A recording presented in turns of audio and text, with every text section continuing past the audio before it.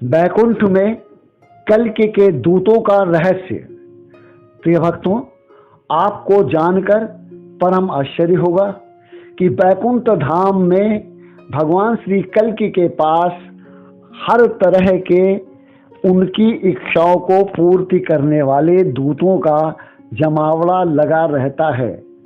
उनका वो धाम अद्भुत है जहाँ भगवान के सेवक उनके हर काम के लिए अविलंब प्रस्तुत रहते हैं, जिनका भगवान कल्कि आवश्यकता पड़ने पर उपयोग करते हैं।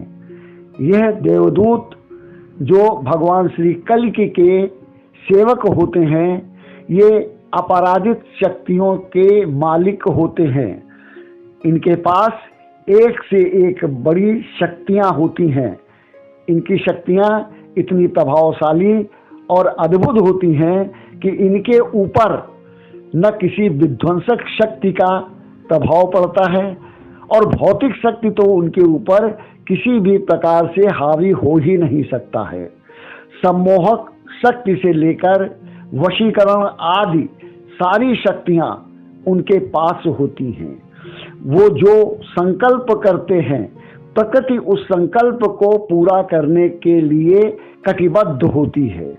वह प्रकृति उनकी हर मनोकामनाओं को पूरा करती है।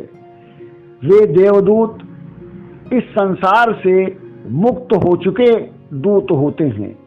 इस संसार के माया मोह उन्हें बांध नहीं सकते हैं और वो यहाँ के पर्यावरण से, यहाँ की स्थितियों से परे हो चुके होते हैं।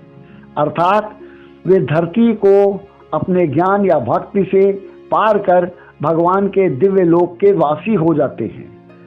तब फिर जब जब भगवान को जरूरत पड़ती है, आवश्यकता होती है, तो वे अपने उन देवदूतों में जब जिसको समझते हैं उसको धरती पर भेजते हैं, जो उनके प्रतिनिधि का काम करता है, उनका प्रतिनिधित्व करता है।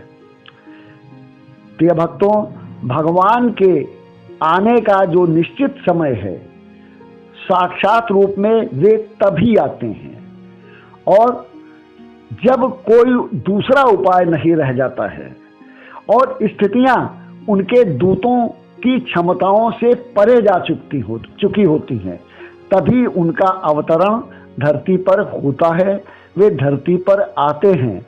अन्यथा जब जब भी कोई आपदा, कोई संकट, कोई नई समस्या, कुछ भी धरती पर आता है और वहाँ उसके निवारण की उनको आवश्यकता महसूस होती है, तब तब वो लीलाधारी भगवान स्वयं ना आकर उस काम के लिए, उस नियंत्रण के लिए, उस समस्या के समाधान के लिए धरती पर अपना दूत, देवदूत अर्थात अपना निजी सेवक भेज देते हैं, जो उनके कार्यों को सफलतापूर्वक धरती पर निर्वाहित करता है।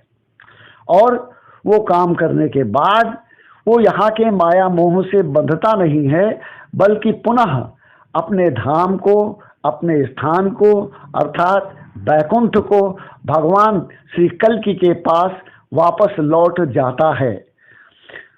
आज जो वातावरण हो रहा है वो ऐसा ही है।